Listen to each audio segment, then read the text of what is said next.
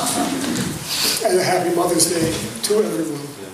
May I be the next to wish you a happy Mother's Day. And as Kathleen said, we celebrate the mother within each of us, that feminine energy that is an essential part of the Christ we are. And so we don't separate and appreciate, we claim our oneness with motherhood, with mothers everywhere. And we claim ourselves to be a blessing to them. Okay, the first three of the 5 universal principles on which unity is based have led us to an essential truth. It took 3 principles to get there, but we're there. And the truth is that no great teacher who ever lived, not Jesus, not Moses, not Muhammad, not Buddha, not any manifestation of the goddess, none was more strongly connected to the infinite power of God than you are right now. They were gentle souls, these teachers. They were brave warriors of consciousness who made the spiritual truth the central focus of their lives, wrestling with it constantly through challenges and gifts, the shadows and the light of their individual human experiences. And this is why their lives are so powerful and important examples for us all, because they weren't showing themselves off as being different. They were showing the power that we have, that is the truth of who we are. This didn't always make them popular, even with their own would-be followers. Many people drawn to them were quickly disillusioned to realize that they were not doing it perfectly. They were not perfect embodiments of the spiritual truth they shared. The Buddha was an outcast. Moses was murmured against by the very people he had just led out of slavery. Jesus became impatient often and lost his temper and made mistakes of judgment. It's all in the Gospels. He refused to fill the political role that people expected of the Messiah. And even many of his closest followers abandoned him and his message when the going got tough. Now, we cannot simply fit this dramatic new understanding into the old wineskins of beliefs we've lived so far. But we do often try to do that, don't we? We can't simply change someone in order to rearrange the furniture. Try to bring our old basic core beliefs of right and wrong, sin and punishment into this new consciousness. Instead of insisting that we and all others obey the roles as an attempt to please a distant God, we cannot now obey rules to live up to expectations and express our Christ energy. That just substitutes one form of duality for another. And as each is as stifling as the other, both prevent us from ever even beginning the spiritual work that we are in fact here to do. We cause ourselves at least as much grief and shame, create at least as much negative energy over those parts of us, thoughts, actions, attitudes, emotions, that don't seem to be appropriately Christ-like, as we once did over venial and mortal sins.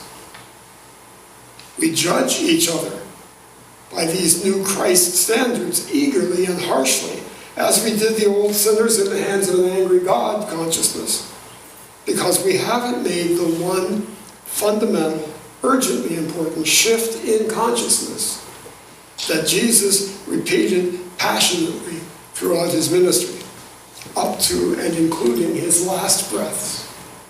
Judge not.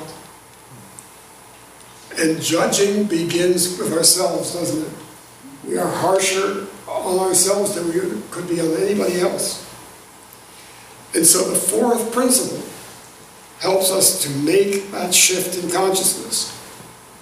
It is not our spiritual contract to perfectly express the Christ. If perfection was all that was required, then the already perfect light and love of God would have no need to express as us. Our spiritual contract, as we have said many times here, our spiritual contract is to be creative. And there really is no creative power in perfection. There's only stasis, an endless and unchanging state of being, a wonderful state of being. But creation, by its very definition, cannot be perfect. You can't create by sitting quietly in the light, being perfect. You must wrestle with light and shadow, make choices, and then learn from those choices and make different choices. We have agreed to be imperfect in our human experiences because God needs us to be imperfect. So I invite you to remember all this week. It is my sacred contract to live in a state of divine imperfection. And I would bet you are going to find many examples in your own life of divine imperfection expressing. And instead of judging yourself because you're not doing it perfectly, support yourself by making a creative choice. Perfection is easy. It's the truth of who we are. Obey the rules, color inside the lines, recognize yourself as a weak and willful sinner, avoid anything that has the suggestion of a shadow in it, live a quiet, sheltered life, and at the end of it, you may feel closer to perfection, but you will have failed at your spiritual contract, or at least you will have delayed it until another lifetime. We have to be imperfect, and so is everyone else. And that's why Jesus put so much emphasis on not judging. The minute we find ourselves judging ourselves or others, we are freezing any chance of using that moment to fulfill our sacred contract. And please remember that judgment is very different from discernment. Judgment has strong emotion attached. Discernment is the energy with which we make choices. And this is the awareness we now bring to the fourth principle.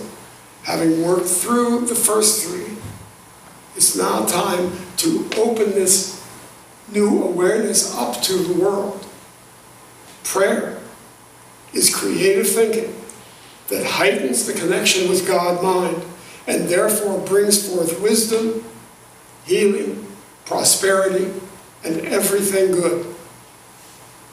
Now, this is a very different understanding of prayer than we have learned in the past. Chances are we all grew up with beseeching prayer. It was centered in a consciousness of lack. I pray for something because I have a sense in my mind that I am missing something. We beseech a distant being named God to grant us something that we feel is being withheld. Or we beseech our indwelling Christ nature to manifest according to our perceived need. And either of those choices creates a sense of duality and misses the creative purpose for which we are here. Prayer is creative thinking. That's how this principle begins. Prayer is creative thinking. We are not asking for a favor. We are not asking for a manifestation. We are choosing to create. Prayer is a statement of creative intention. We are not requesting or receiving. We are, according to the principle, bringing forth. We are bringing forth according to our faith, according to our creative choice. Now, the one word I'm not so happy with in the way we state this principle is the word connection. Because connection requires two separate things to be joined together, by very definition. And there can be no degrees of connection, really. There can be degrees of awareness. Now, in unity, we call this expression of creative intention affirmative prayer. We focus in consciousness by affirming spiritual truth. then we create from that heightened consciousness. This forms a template we can use for an infinite variety of things. Whether you're praying for yourself, you're praying for someone else, or as many of you do on Sunday mornings, you're praying with someone else. Some of you may be familiar, I don't know whether you've had it here or not, with the 4Ts Prosperity Program. Yes? Yeah. See some nods. But it's been taught in Unity Centers for many years now. It was developed by the Reverend Stretton Smith, who was a Unity minister largely in Hawaii and California. It includes a 3-column prayer template that both affirms spiritual truth and states a creative intention. And simple as the template is, I find myself using it again and again when I'm trying to shape, when I'm trying to define what exactly I mean in this particular prayer. The first column states the nature of the divine I'm evoking. God is infinite. I may be focusing on the love of God, the peace of God, the presence of God, the power of God. And the second column is where. Again, focusing in. So the power of God in me, or the power of God in you. The healing power of God in you is manifesting now. That is the third step is the creative intention. So the aspect of God, the location of God, so to speak, and the creative purpose. The presence of God, the power of God in all the universe is expressing now as peace in the world. This ensures that no matter how complicated the prayer request may be, there is a solid, simple foundation beneath it. And it works all the time. It can get very complicated sometimes. But basically, if the underlying structure is there, you will be able to find your way through. You will be focusing in, and you will be using affirmative prayer to create a new possibility. You're not, so often people, speaking of a prosperity program, what Stretton has to work hard in that program to overcome is that people pray as prosperity, but they pray from a sense of lack. I need money, so I'm going to pray that I get some. Well, what you're creating is need, because that's where your consciousness is. So it has to come from an affirmation, from an awareness that you already are, whatever it is you are affirming. All you have to do is focus your energy and create it. We don't necessarily get to decide exactly how that creation is going to express. But it's fortunate really that we don't, because our imagination is so limited.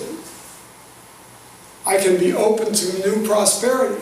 That doesn't mean I'm going to get a raise at work. It could mean I get a gift from a stranger. It could mean I win the lottery. Who knows? But affirming creates that which we affirm.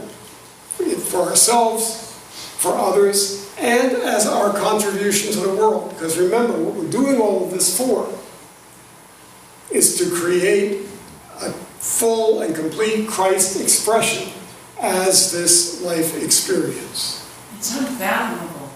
I'm sorry? It's unfathomable. It's like, when you get it, it's unfathomable how much there is. If you see it both, it's just unbelievable. Of course, that's it, isn't it? We're talking about the infinite power that we call God. It's everywhere, it's everything. I was watching I can get addicted to the Science Channel if I'm looking for ways to procrastinate my writing. And they were talking about how space is a thing. It is not emptiness, it is filled with energy. That is the secret of our divine nature. That's the secret of truth with a capital T. One presence, one power. Everywhere, everything. So from that presence and with that power, I can create what I focus on and know is I have the power to create. Now we're creating in consciousness. So what you may first experience is a sense of prosperity. That sense of lack has to leave you. It has to. If you're going to create a more prosperous life experience, if you're going to open yourself to all the prosperity there is in the world. When you think of the acorn, meets the mighty oak, and you're part of that creative life force, it's like the sky is the limit. The sky is the limit. And the difference between us and the acorn is that we are here to create. Not to express, not simply to express, but to create. So effective prayer is not a request. It's a statement of creative intention. It calls upon the first three principles and sets about our spiritual purpose of creating the kingdom. The first three principles are devoted to changing our consciousness into this new spiritual awareness. The fourth principle begins the work of why we're doing it.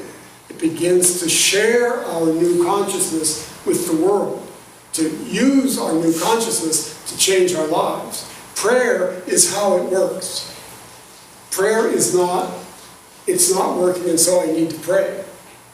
Prayer is knowing how it works, knowing that there is no lack, knowing that the divine energy of life, of God, is everywhere present, and that we have the creative power to shape it, to form it, to declare it for ourselves and for others.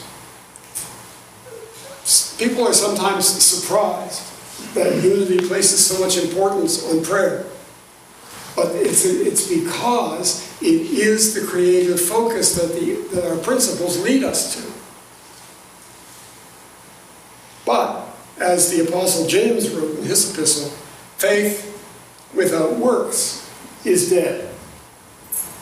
So it may be that the answer to our prayer involves doing something, taking an action, making a statement. And this brings us to the fifth principle. And that will be our focus in 2 weeks. But in the meantime, try a 3-column prayer structure, whether you're praying for yourself or you're praying for others. The aspect of God, the location of that aspect, the creative intention that you're calling upon. The presence of God within me expresses now as clarity and understanding. You know, or the affirmation that I use, I think, every Sunday I speak, that I got from Reverend Leona Stevens. I know, I remember, I express myself properly. I know, I remember, I express myself properly. So I'm not asking for something I don't have. I'm not asking for the answers to the test or for the words for this talk. I've done my homework. I've done my work. Now, I just need to know that that work is sufficient. I am perfect as I am, and what happens will be perfect because I'm choosing it to be. It may not seem perfect. I may stumble. I may forget. I may lose my place, whatever. But I know, I remember, I express myself perfectly. And knowing that, with that awareness, I'm able to stand up in front of pretty much any group and hold my own. I may not manage to create much, but I will hold my own. And I know that however inadequate I may feel when I'm done, there will be somebody out there, someone among you, whose life will be touched, whose mind will be opened, who will get a new idea, a new sense. And if it's only one person out of 500, that's my job. That's my creative job. I don't get to be grandiose about it. None of us gets to be grandiose. That's not the point. The point is to live your life according to these principles. And if you live your life according to these principles, you are contributing to the collective consciousness of the world. What greater achievement could there possibly be? We are here to create what Jesus called the kingdom of heaven. A new consciousness where we are making every choice from an awareness of our own divinity, an awareness of the oneness that we affirm in the first principle. So try that 3-column prayer structure this week. Feel the creative power of structured, affirmative prayer. And it is very powerful. It is very powerful. It's not, we are not throwing it out into the universe. We are focusing it laser-like on our creative intention. And now let's take that into a time of meditation.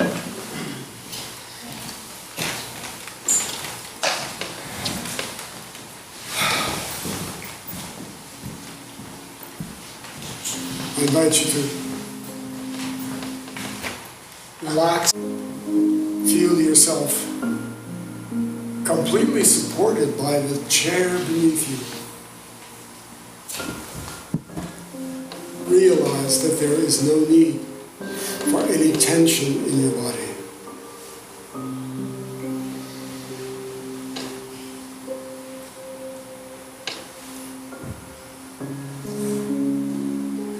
Feel yourself embraced and supported by the energy of this room. The energy we create together. So there is no need for any tension in your mind.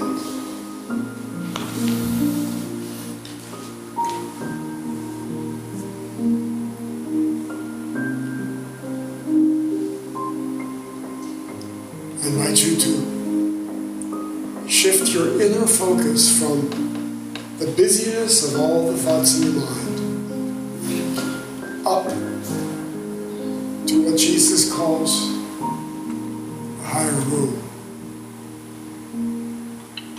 That heart perspective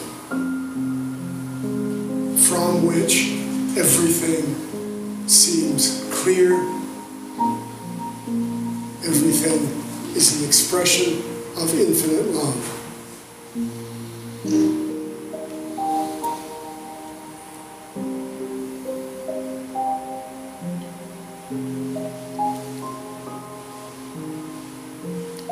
From that heart perspective, I now call to mind anyone in my life experience who have expressed for me the feminine energy we celebrate on Mother's Day.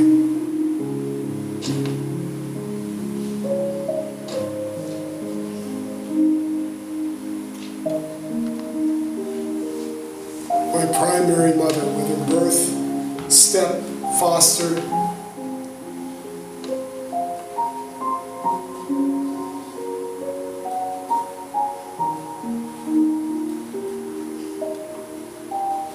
and all the women in my life who in one way or another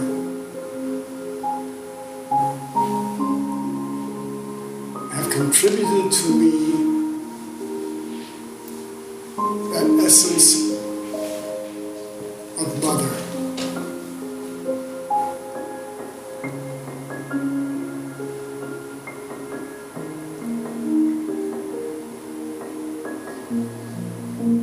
And I realize that the energy of the mother expresses in many ways and through both genders. So let me add to this appreciation all the men and all the children who have contributed an energy of motherly love to my life.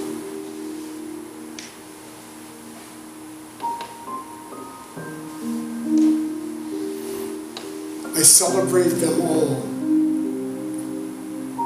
I appreciate them now for a moment. in the silence.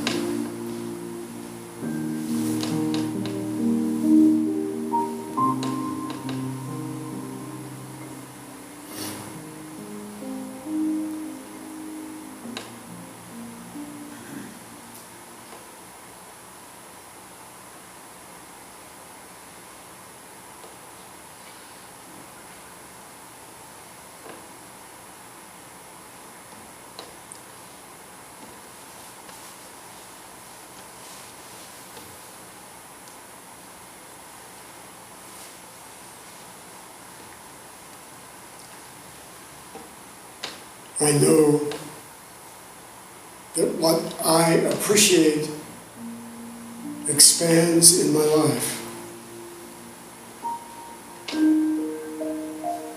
And so as I return again to all the thoughts in mind, I bring with me the essence of motherly love. The essence of the divine expressing as mother through me and in me.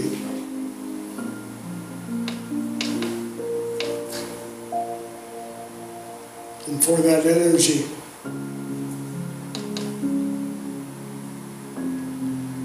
for my non-resistant openness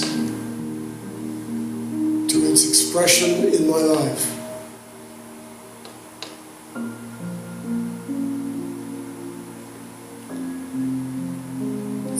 deeply, deeply grateful.